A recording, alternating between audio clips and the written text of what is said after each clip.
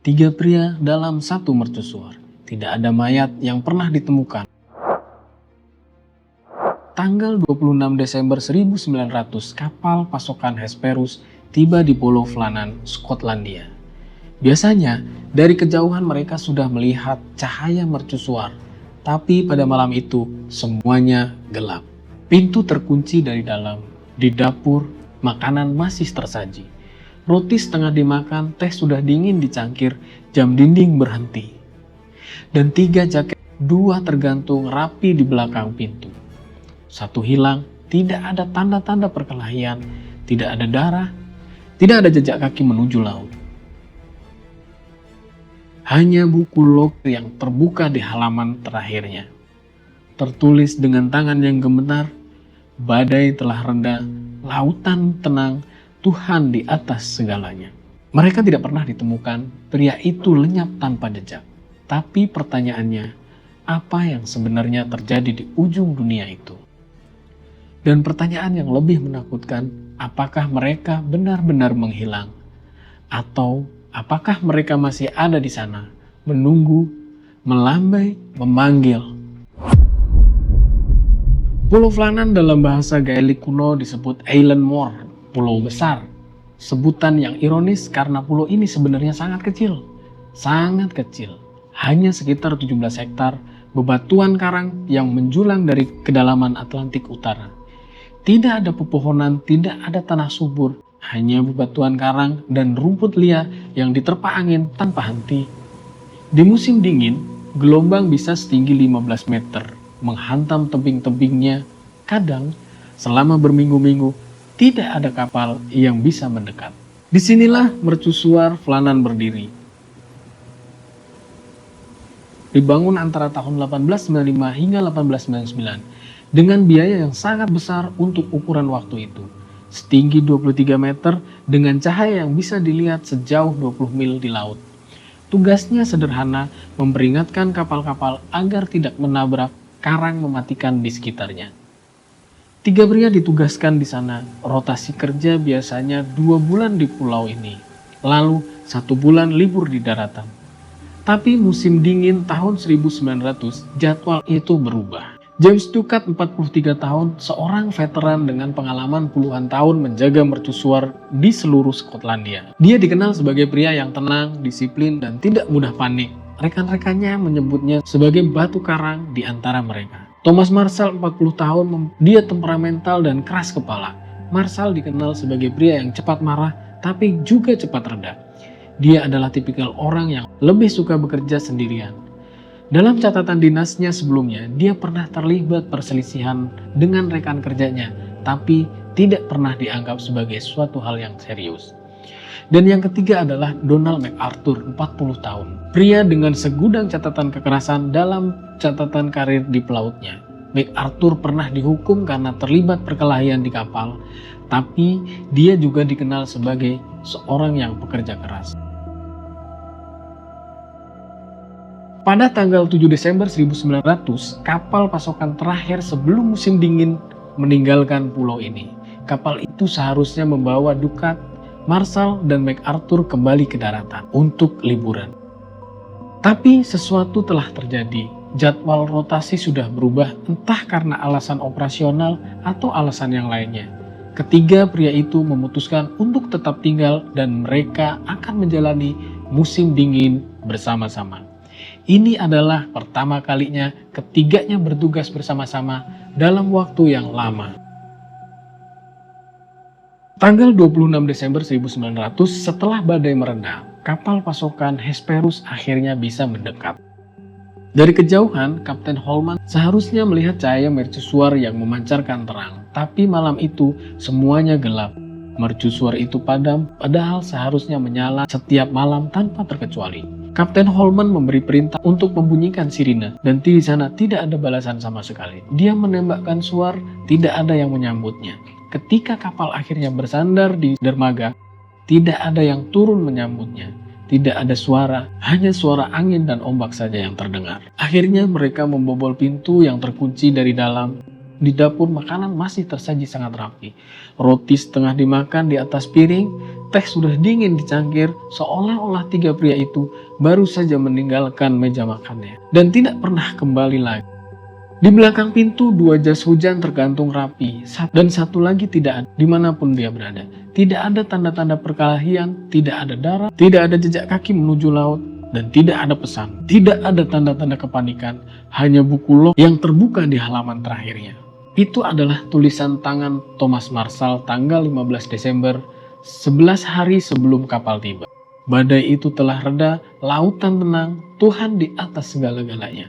Kata-kata terakhir yang ditulis seorang pria yang tidak pernah dikenal sebagai pribadi yang religius. Dan akhirnya tiga pria itu tidak pernah terlihat lagi. Tapi sebelum Flannan sudah ada kisah lain, kisah yang membuat pemerintah mengubah aturan selamanya. Kisah ini terjadi 99 tahun sebelumnya di tempat yang bahkan lebih terpencil tahun 1801. Di atas bebatuan karang Smalls, 20 mil dari pantai Walls, berdiri sebuah mercusuar kecil yang dijaga oleh dua pria. Nama mereka adalah Thomas Howell dan Thomas Griffith. Mereka bukan teman, mereka hampir tidak bisa saling memandang. Tapi mereka terpaksa satu ruangan selebar 5 meter selama berminggu-minggu. Lalu berbulan-bulan tidak ada komunikasi dengan dunia luar. Hanya angin, ombak, dan kebencian yang membusuk di antara mereka. Hubungan mereka memburuk setiap hari. Mereka berbagi tempat tidur yang sama di ruangan yang sama. Tapi hampir tidak pernah berbicara. Ketika mereka terus harus berbicara untuk urusan pekerjaan, kata-kata yang keluar tajam dan penuh dengan kebencian. Dalam buku log Howell menulis tentang Griffith dengan bahasa yang sangat dingin dan penuh amarah. Dan Griffith, jika dia sempat menulis, mungkin akan melakukan hal yang sama. Lalu setelah itu badai datang. Badai terburuk dalam sejarah wilayah itu. Angin bertiup dengan kecepatan lebih dari 100 mil per jam, ombak setinggi rumah menghantam mercusuar. Kapal manapun tidak akan berani merapat. Dan di tengah badai itu, Griffith jatuh sakit. Demam tinggi, tubuhnya melemah. Dalam hitungan hari, dia tidak bisa bangun dari tempat tidur. Howell merawatnya bukan karena sayang, bukan karena kasihan, tapi karena takut. Dia tahu jika Griffith dan akhirnya meninggal, dan mayatnya dibuang ke laut seperti yang biasanya dilakukan para pelaut ketika seseorang meninggal di tengah badai, penyelidik nantinya akan menganggap Howell sebagai pembunuhnya. Tidak ada saksi, tidak ada bukti, hanya kata-katanya melawan kecurigaan. Maka Howell merawat Griffith dengan segala kemampuannya yang dia miliki. Tapi Griffith akhirnya pun meninggal. Howell sekarang sendirian di tengah badai dengan mayat. Dia tidak bisa membuang jenazah ke laut. Dia tidak bisa menyimpannya di dalam ruangan. Maka dia melakukan sesuatu yang tidak masuk akal. Sesuatu yang akan menghantuinya selama sisa hidupnya. Dia membuat peti mati darurat dengan tangan penuh gemetaran. Dia memasukkan jenazah Griffith ke dalamnya. Lalu dia membawa peti itu keluar ke pagar luar mercusuar di atas tebing. Di tengah badai, dia mengikat peti itu dengan tali berharap ombak tidak akan menyapunya. Tapi angin kencang merobek peti itu. Talinya putus, kayunya berserakan, lengan Griffith terlepas dari tubuhnya, dan setiap kali bertiup, lengan itu bergerak, bergoyang, terayun seperti sedang melambai, seperti sedang memanggil. Selama 4 bulan, Howell hidup bersama mayat yang melambai di luar jendelanya.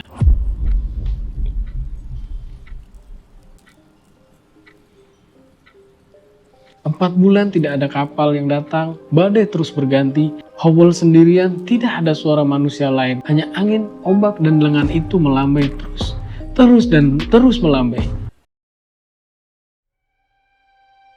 Dia berhenti makan, dia berhenti tidur, dia duduk di sudut ruangan, menatap jendela, menatap lengan itu, bergerak maju mundur seperti jam yang berdetak.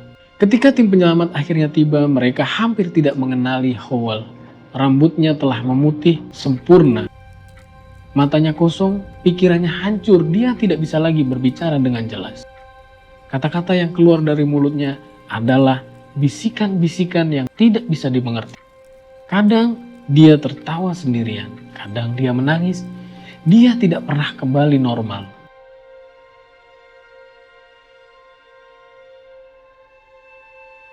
Insiden ini mengubah kebijakan maritim selamanya. Pemerintah akhirnya panik, mereka tidak bisa mengambil risiko lagi.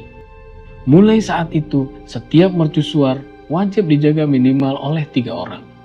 3 orang agar mereka bisa saling menjaga kewarasan, agar tidak ada lagi Hoel yang hidup sendirian dengan mayat selama berbulan-bulan.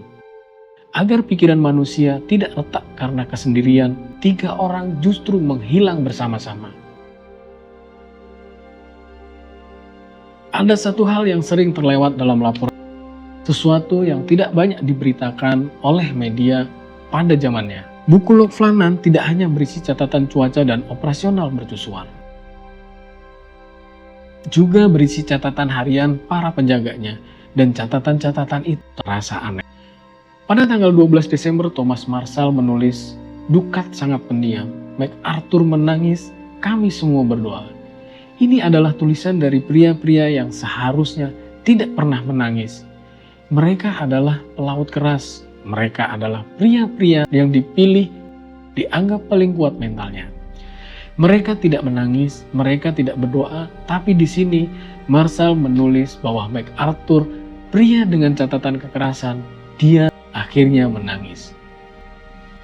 Selama lebih dari 1 abad, para sejarawan dan penyelidik mencoba memecahkan misteri. Ada banyak teori, beberapa masuk akal, beberapa aneh, dan beberapa gelap. Teori pertama, gelombang raksasa. Teori yang paling populer adalah gelombang raksasa Rogue Wave yang menyapu ketiga penjaga saat mereka sedang bekerja di dermaga barat. Ombak di Atlantik Utara bisa sangat besar. Dan pada tanggal 15 Desember, cuaca memang sedang buruk-buruknya. Tapi ada detail yang tidak bisa dijelaskan. Di pulau itu ada sebuah batu seberat 1 ton. Batu itu ditemukan telah bergeser dari posisi aslinya. Bergeser sejauh beberapa meter. Batu seberat 1 ton tidak mungkin digerakkan oleh ombak sendirian. Setidaknya, menurut ahli kelautan yang meneliti kasus ini, batu itu terlalu berat, terlalu tinggi dari permukaan laut, terlalu jauh dari jangkauan gelombang normal. Apa yang menggeser batu ini? Dan mengapa jam dinding di dalam mercusuar berhenti tepat pukul 11.30? Jam yang seharusnya tidak terpengaruh oleh badai, jam yang seharusnya terus berdetak meskipun tidak ada yang merawatnya. Beberapa orang percaya bahwa bukan ombak yang mengambil mereka, tetapi sesuatu yang lain, sesuatu yang datang dari laut, sesuatu yang membuat mereka keluar tanpa jas hujan, seperti Donald MacArthur dalam keadaan panik. Ada teori yang lebih aneh, yaitu teori yang tidak pernah diakui secara resmi, tetapi bertahan dalam cerita rakyat para pelaut setempat.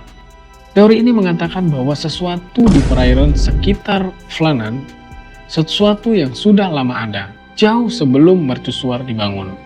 Sesuatu yang tidak suka dengan cahaya, sesuatu yang marah ketika manusia mengganggunya, sesuatu yang marah ketika manusia berani membangun rumah di atas karangnya. Tidak ada bukti, tentu saja tidak. Tapi para pelaut tua yang melintas di dekat Flannan kadang bercerita tentang hal yang sama. Suara di bawah air, suara yang bukan ombak, suara yang seperti nyanyian, tapi bukan nyanyian manusia.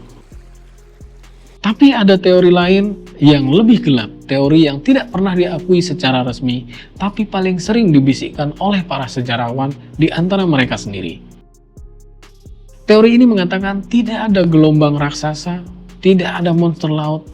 Yang terjadi adalah badai besar melanda. Dermaga barat rusak. Dukat dan Marshall, 2 pria dengan temperamen yang sangat berbeda, melanggar aturan. Mereka keluar bersama untuk memperbaiki kerusakan. Itu adalah pelanggaran protokoler. Seharusnya hanya 1 orang yang keluar, 1 orang di dalam menjaga komunikasi. Tapi mereka keluar berdua. Mungkin karena mereka membutuhkan tenaga ekstra. Atau mungkin karena mereka berdua tidak ingin berurusan dengan MacArthur yang sedang histeris. Di tengah badai tersebut, di atas tebing yang licin terjadi sesuatu. Mungkin perkelahian, mungkin kecelakaan. Mungkin Marshall yang temperamental kehilangan kendalinya. Mungkin Dukat yang sudah tidak stabil jatuh terlebih dahulu. Mereka jatuh ke laut dan keduanya hilang. MacArthur sendirian di mercusuar. Dia menunggu berjam-jam, tidak ada yang kembali. Dia tahu apa yang akan terjadi. Tidak ada yang akan percaya bahwa itu adalah kecelakaan. Mereka akan menganggapnya sebagai pembunuhan. Dia punya catatan kekerasan, dia punya motif, dia tidak pernah akur dengan Dukat dan Marshall. Akhirnya dia mengambil buku log dengan tangan yang penuh gemetaran. Dia menulis baris terakhir, badai telah reda, lautan tenang, dan Tuhan di atas segalanya. Kata yang terlalu tenang untuk seseorang yang baru saja kehilangan dua rekan-rekannya. Kata-kata yang ditulis oleh seorang pria yang tahu bahwa ini adalah akhir. Lalu dia menutup buku itu, merapikan jaket teman-temannya. Dua jaket yang ditemukan tergantung rapi, mengunci pintu dari dalam, dan berjalan di tempat yang sama di mana Dukat dan Marshall jatuh. Dia berdiri di ujung melihat lautan. Arus laut di sekitar Flannan terkenal, arus yang tidak pernah mengembalikan apapun. Tiga pria di Flannan tidak pernah ditemukan, tidak ada mayat, tidak ada petunjuk pasti, hanya buku log dengan tulisan terakhir yang terlalu tenang. Kita bisa memilih teori mana yang kita ingin percaya. Gelombang raksasa, makhluk laut, atau teori yang paling gelap bahwa tiga pria yang tidak saling menyukai akhirnya menghancurkan satu sama lain. Tapi mungkin tidak ada jawaban yang pasti. Dan mungkin itulah yang membuat kisah ini terus hidup. Hari ini mercusuar Flannan sudah otomatis tidak ada lagi manusia yang tinggal di sana. Lampu menyala dan padam tanpa sentuhan tangan. Rotasi kerja 2 bulan berganti sudah digantikan oleh sensor dan panel surya. Tapi para pelaut yang melintas di dekat pulau itu kadang-kadang melihat sesuatu. Sesosok bayangan di balik kaca ruang lampu, sosok yang melambai, sosok yang menangis. Apakah itu Howell yang masih terperangkap dalam kegilaannya? Apakah itu MacArthur yang masih mencari teman-temannya? Atau apakah itu hanya ilusi, trik dari pikiran kita yang takut pada kesendirian?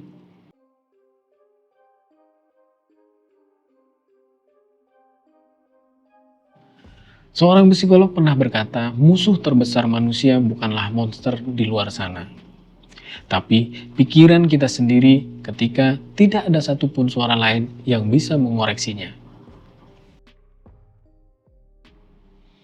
Di ujung dunia, di atas bebatuan karang yang dipukul ombak tanpa henti, tanpa suara manusia lain.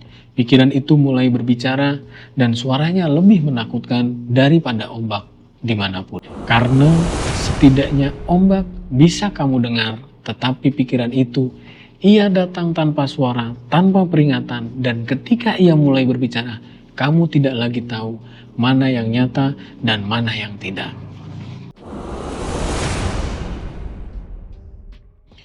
Aku sering berpikir kenapa cerita seperti ini bisa bertahan lebih dari 100 tahun. Kenapa kita masih membicarakannya? Karena misterinya yang belum terpecahkan.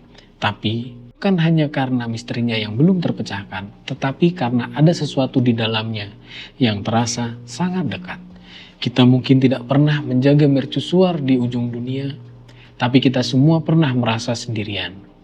Kita semua pernah merasa bahwa tidak ada yang mendengar, bahwa tidak ada yang mengerti, bahwa pikiran kita sendiri mulai terasa asing. Dan di saat itu, di saat seperti itu, batas antara kewarasan dan kegilaan menjadi sangat tipis, setipis dinding mercusuar yang memisahkanmu dari badai di luar. Mungkin itulah mengapa tidak pernah mati, bukan karena kita ingin tahu apa yang terjadi pada tiga pria itu, tapi karena kita takut bahwa hal yang sama bisa terjadi pada siapapun, termasuk kita sendiri. Jadi, bagaimana menurut kalian apa yang sebenarnya terjadi di apakah itu gelombang raksasa, makhluk laut, atau kegilaan yang menular di antara ketiga pria tersebut yang tidak saling menyukai? Atau kamu mempunyai teori sendiri? Tulis di kolom komentar, aku bakal baca satu-satu. Dan kalau kamu suka dengan cerita-cerita seperti ini, jangan lupa like, share, dan subscribe karena masih banyak kisah lain yang tidak kalah misterius. Sampai jumpa di sisi kata, akan bahas sisi lainnya.